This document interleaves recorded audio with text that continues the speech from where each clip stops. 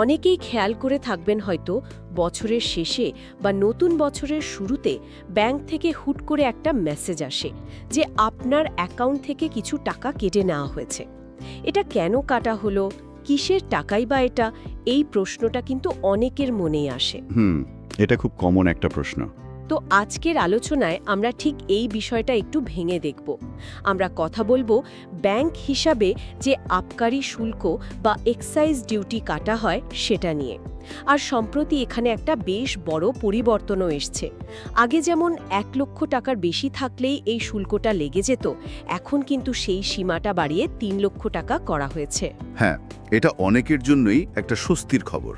তো প্রথম আলোর একটা প্রতিবেদনের উপর ভিত্তি করে আমরা আজ বোঝার চেষ্টা করব এই আবকারি শুল্ক জিনিসটা আসলে কি, কাদের দিতে হয়, কখন আর কত টাকাই বা কাটা হয়, আর কেনই বা এই নিয়মটা আছে। অবশ্যই আমার মনে হয় বাংলাদেশে যাদের ব্যাংক অ্যাকাউন্ট আছে প্রায় সবারই এ বিষয়টা পরিষ্কারভাবে জানা দরকার।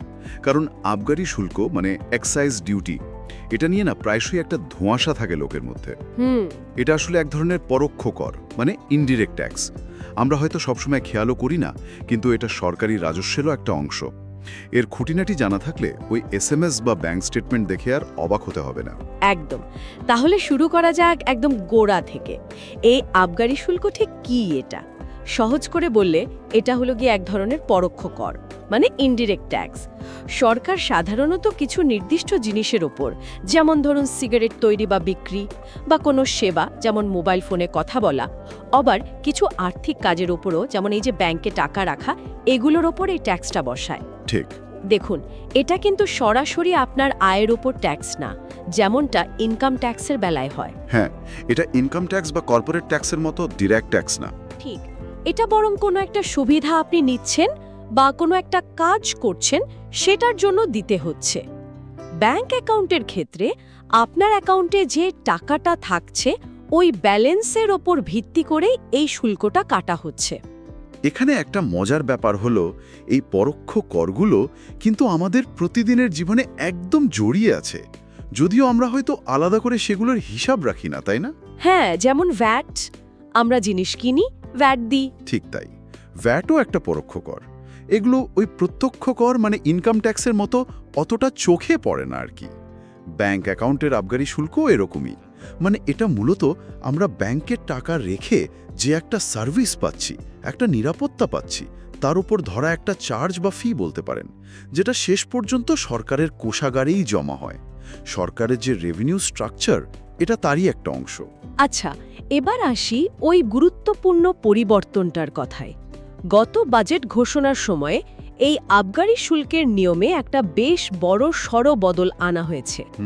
আগে নিয়মটা ছিল ব্যাংক অ্যাকাউন্টের ব্যালেন্স মানে স্থিতি যদি বছরের যে কোনো সময় 1 লক্ষ টাকা পার হয়ে যেত তাহলেই আবকারি শুল্ক দিতে হতো। হ্যাঁ, 1 লক্ষ 1 টাকা হলেই লাগতো। ঠিক, সেই সীমাটাকে এখন বাড়িয়ে 3 লক্ষ টাকা করা হয়েছে। এর মানে কি দাঁড়ালো? সোজা কথায়, যদি কোনো ব্যাংক অ্যাকাউন্টে সারা বছরে ব্যালেন্স একবারও 3 লক্ষ টাকা বা তার বেশি না হয়, তাহলে কোনো আবকারি শুল্ক কাটা হবে না, একদম শূন্য। আগে যেখানে 1 লক্ষ পেরোলেই চিন্তা করতে হতো, এখন সেটা 3 লক্ষ থেকে শুরু হচ্ছে। এটা নিঃসন্দেহে অনেকের জন্য একটা ভালো খবর। তো বটেই। যদি আমরা একটু বড় ছবিটা দেখি, এই পরিবর্তনের একটা ভালো দিকও আছে। ট্যাক্সের ক্ষেত্রে প্রায়ই একটা কথা ওঠে রিগ্রেসিভ বা প্রান্তিক প্রভাব। মানে হলো ট্যাক্সের বোঝাটা আয়ের তুলনায় কম আয়ের মানুষের উপর বেশি পড়ছে কিনা। এখন যেহেতু 3 লক্ষ টাকা পর্যন্ত অ্যাকাউন্টগুলো শুল্কের বাইরে চলে গেল, তার মানে হলো তুলনামূলকভাবে যাদের অ্যাকাউন্টে কম টাকা থাকে, ধরুন ছোট বা মাঝারি সঞ্চয়ী যারা, তাদের অনেকেই এই শুল্কের আওতার বাইরে চলে গেলেন। প্রথম আলোর প্রতিবেদন অনুযায়ী এই শুল্কের হারগুলো বিভিন্ন স্তরে ভাগ করা আছে। এখানে এই বিষয়টা বেশ মজার, একটু খেয়াল করার মতো। হ্যাঁ, স্তরগুলো জানাটা জরুরি। হারগুলো মোটামুটি এই রকম। যদি আপনার অ্যাকাউন্টে বছরের কোনো সময় ব্যালেন্স 3 লক্ষ টাকা বা তার বেশি না হয়, তাহলে তো কোনো চিন্তাই নেই, জিরো ট্যাক্স। আচ্ছা। যদি ব্যালেন্স 3,01,000 থেকে শুরু করে 5,00,000 টাকা পর্যন্ত থাকে তাহলে বছরে কাটা হবে মাত্র 150 টাকা। 150 টাকা। আবার 5,01,000 টাকা থেকে 10,00,000 টাকা পর্যন্ত ব্যালেন্সের জন্য এই পরিমাণটা একটু বেড়ে হচ্ছে 500 টাকা। 500 টাকা। এরপর 10,01,000 টাকা থেকে 50,00,000 টাকা পর্যন্ত হলে সেটা এক লাফে বেশ খানিকটা বেড়ে যাচ্ছে 3,000 টাকা। ও আচ্ছা, বেশ বড় লাভ। হ্যাঁ, আর 50,01,000 টাকা থেকে 1 কোটি টাকা পর্যন্ত যাদের অ্যাকাউন্টে থাকছে তাদের দিতে হবে 5,000 টাকা। এর পরের স্তরগুলো আছে? হ্যাঁ, 1 কোটি 1 টাকা থেকে 2 কোটি পর্যন্ত হলে 10,000 টাকা, 2 কোটি 1 টাকা থেকে 5 কোটি পর্যন্ত 20,000 টাকা, আর যদি ব্যালেন্স 5 কোটি টাকার ও বেশি হয় তাহলে সর্বোচ্চ সীমা হলো 50,000 টাকা। এই যে স্তরভিত্তিক কাঠামোটা, এটা বেশ ইন্টারেস্টিং। প্রথম দেখায় মনে হচ্ছে যত বেশি টাকা তত বেশি শুল্ক। যেমন 5 লক্ষ পর্যন্ত 150, 10 লক্ষ পর্যন্ত 500 টাকার অঙ্কে পরিমাণটা তো বাড়ছে। এটাকে প্রোগ্রেসিভ বা ক্রমবর্ধমান মনে হতে পারে। হ্যাঁ, সেটাই তো মনে হয়। কিন্তু যদি আমরা একটু অন্যভাবে দেখি, মানে ব্যালেন্সের অনুপাতে বা শতাংশ হিসেবে, তাহলে ছবিটা একটু অন্যরকম দাঁড়ায়। ধরুন কারো অ্যাকাউন্টে ঠিক 5 লক্ষ টাকা আছে, তার শুল্ক 150 টাকা। এটা তার ব্যালেন্সের 0.03%। হ্যাঁ। আবার ধরুন যার 50 লক্ষ টাকা আছে, তার শুল্ক 3,000 টাকা। এটা তার ব্যালেন্সের 0.06%। এখানে কিন্তু আনুপাতিক হারটা বাড়ল। আচ্ছা, ঠিক। কিন্তু ধরুন কারোর হিসাবে আছে 5 কোটি টাকা, তার শুল্ক 50,000 টাকা। এটা তার ব্যালেন্সের কত? মাত্র 0.1%। ও। আর যদি কারো 10 কোটি বা 20 কোটি টাকাও থাকে, তার শুল্ক কিন্তু ওই 50,000 টাকাই। তাই তো, মানে একটা লেভেলের পর আর বাড়ছে না। ঠিক। অর্থাৎ একটা নির্দিষ্ট সীমার পর, বিশেষ করে খুব উঁচু ব্যালেন্সের ক্ষেত্রে, শুল্কের হার আনুপাতিকভাবে কমে আসছে বা একদম স্থির হয়ে যাচ্ছে। এটা ট্যাক্স পলিসির একটা দিক যা নিয়ে ভাবা যেতে পারে আর কি। আচ্ছা, এবার এই টাকাটা কাটার যে প্রক্রিয়া সেটা একটু পরিষ্কার করা যাক। মানে কখন আর কিভাবে এটা কাটা হয়?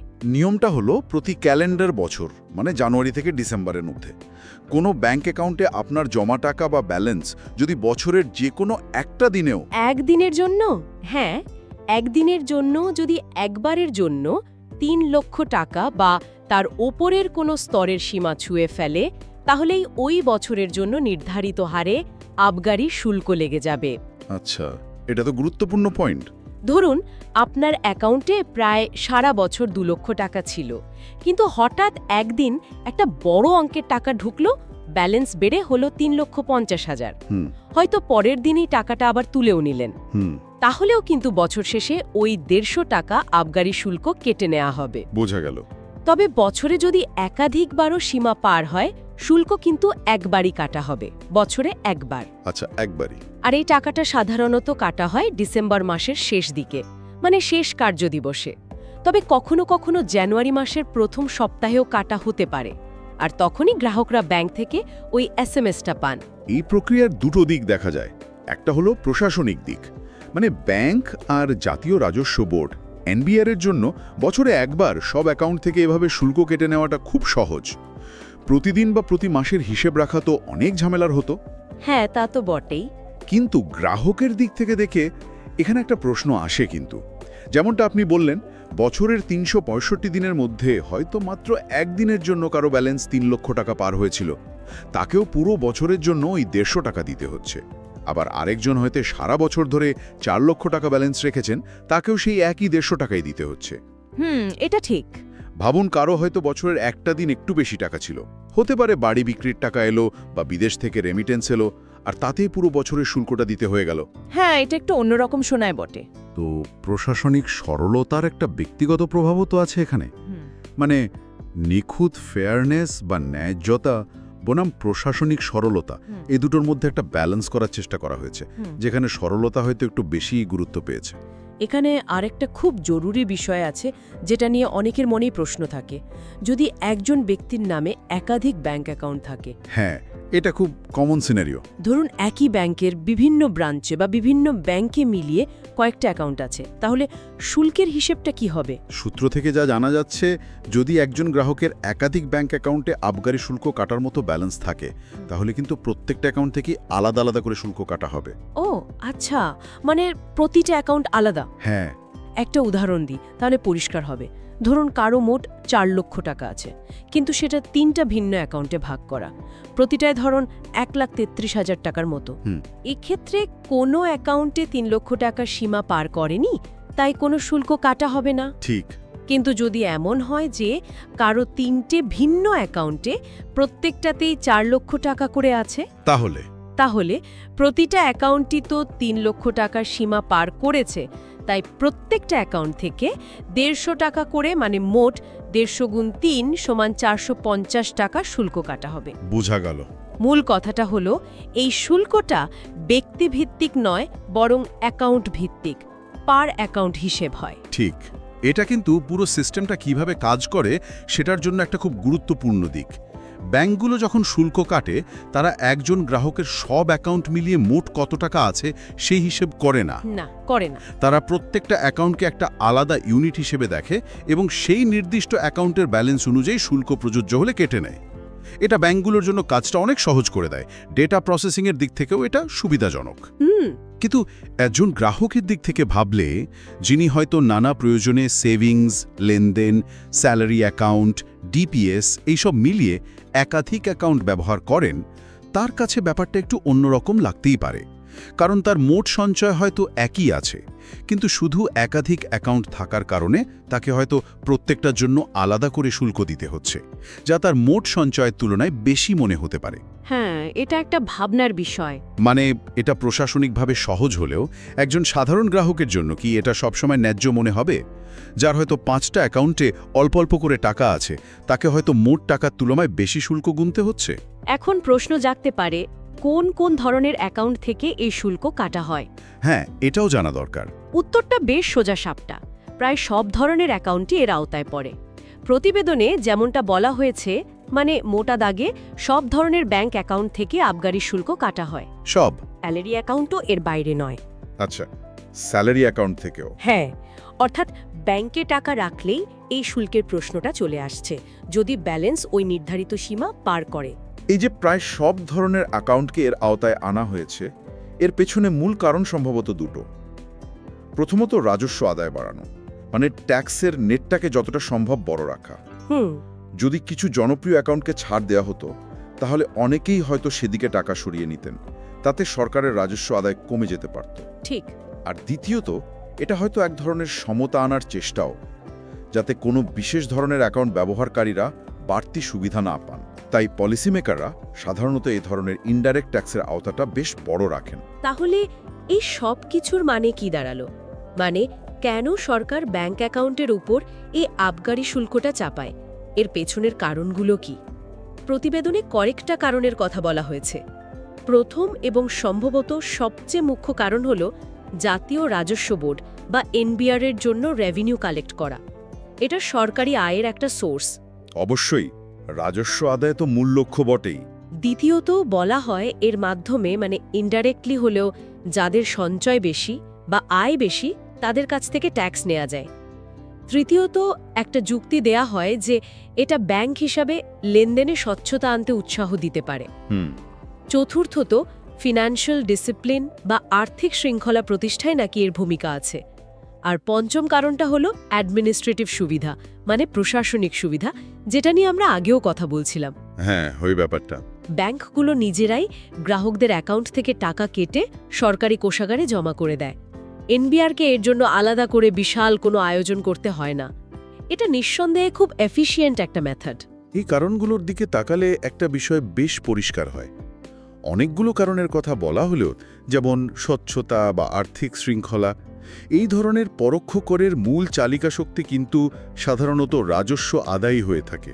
সেটাই। অন্য কারণগুলো অনেক সময় এই ট্যাক্স বসানোর পেছনে অতিরিক্ত যুক্তি হিসেবে কাজ করে, বা এগুলো ট্যাক্স সিস্টেমের একটা বাই প্রোডাক্ট হতে পারে। তবে ওই প্রশাসনিক সুবিধার বিষয়টা কিন্তু এখানে খুবই বাস্তব এবং গুরুত্বপূর্ণ।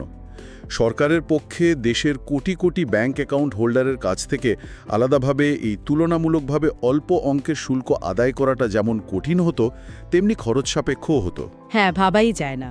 সেখানে ব্যাংকগুলোকে কালেক্টিং এজেন্ট হিসেবে ব্যবহার করার ফলে পুরো প্রক্রিয়াটা অনেক বেশি সহজ আর সাশ্রয়ী হয়েছে। তাই আমার মতে রাজস্ব আদায় আর প্রশাসনিক সুবিধা এই দুটোই সম্ভবত এর পেছনের মূল কারণ। তাহলে আজকের আলোচনা থেকে আমরা আবগারি শুল্ক নিয়ে বেশ কিছু জরুরি বিষয় আশা করি পরিষ্কার করতে পারলাম।